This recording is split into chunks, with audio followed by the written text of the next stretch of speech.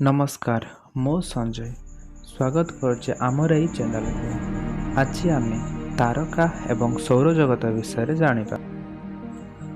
अंधकार राति रे निर्मल आकाश को देखिले आमे आकाश रे अनेक तारा चिकमिक करुथिबार देखिबाको पाइथाउ। एही प्राकृतिक आलोक पिंड गुडी को महाकाशीय वस्तु कहा जाइथाय। जो महाकाशीय वस्तु गुडी को दप दप करुथांती सेमानंकु तारा बा नक्षत्र कहा जाइथाय। एमानंक निजर आलोक अछि जेपरिक सूर्य। जो महाकाशीय वस्तु स्थिर आलोक प्रदान करिथांती ताहाकु ग्रह बा उपग्रह कहिथाउ, जेपरिक पृथ्वी एवं ताहार उपग्रह चंद्र। एबे आमे चंद्र विषय रे जानिबा। आमे जानू चंद्र पृथ्वीर एकमात्र उपग्रह। आमे जो ग्रह रे रहू ताहा पृथ्वी।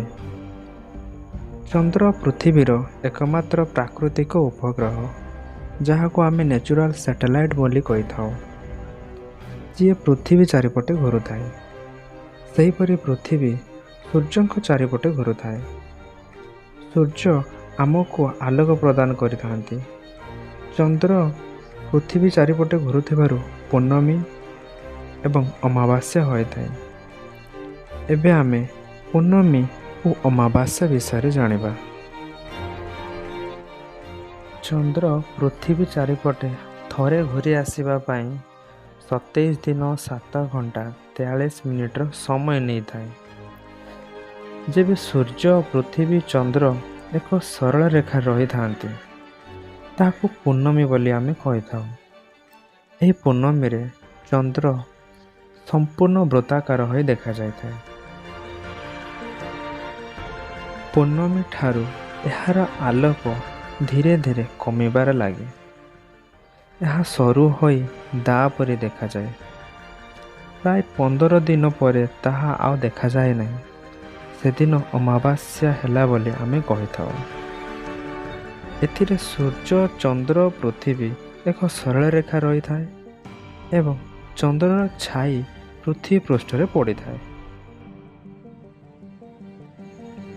पुणी अमावास्या ठारू चंद्रर आलोक धीरे धीरे बढ़िबार लागे एवं पूर्णमी होइथाए। चंद्रर एही प्रक्रिया को आमे चंद्रकलार ह्रास वृद्धि बा फेजेस ऑफ मून कहि थाउ।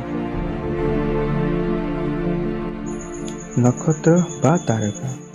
पूर्वर आमे जानु तारका मानकर निजर आलोक अछि। सूर्य एक तारका।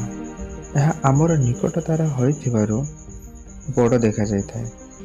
सूर्यंक ठारू अनेक बड़ बड़ तारका बा नक्षत्र अछंती, किंतु ता बहुत दूर थिबारु बिंदु भलिया देखा जाइथाय। सूर्य आम ठारू प्राय 150 नियुत किलोमीटर दूर रे रही। सौरजगत बाहर आमर निकटतम तारका हेउची अल्फा सेंटाउरी।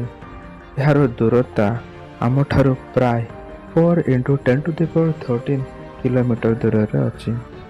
एते बड़ दूरता को किलोमीटर रे मापिबा असुविधा हेउथिबारु महाकाशीय वस्तु मानकर दूरता को आलोक वर्ष बा लाइट ईयर मपा जाइथाय।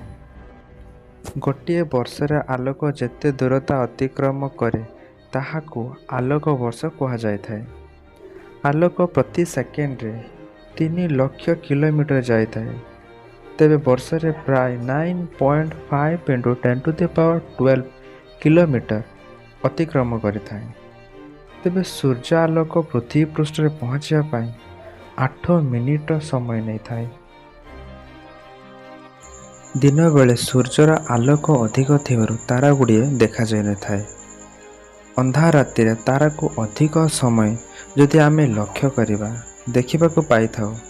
संध्यारे तारा गुड़िए पूर्वर उदय होई पश्चिम रे अस्त होई थांते, मात्र वास्तव रे यह एपरि होई न थाए। मने कर आपण गोटी ट्रेन रे बसी यात्रा करूचंती। रास्ता कड़े थिबा गच्छ तार विपरीत दिगरे दौड़ुथिबा भली देखा जाइथाय, मात्र ता वास्तव रे दौड़ी न थांती। ठीक सही परी पृथ्वी पश्चिम पूर्व को ଏହାର ଅକ୍ଷ ଚାରିପଟେ ଘୁରୁଥିବା ଯୋଗୁଁ ସନ୍ଧ୍ୟାରେ ତାରାମାନେ ପୂର୍ବରୁ ଉଦୟ ହୋଇ ପଶ୍ଚିମରେ ଅସ୍ତ ହେବା ଭଳି ଜଣାପଡ଼ିଥାଏ।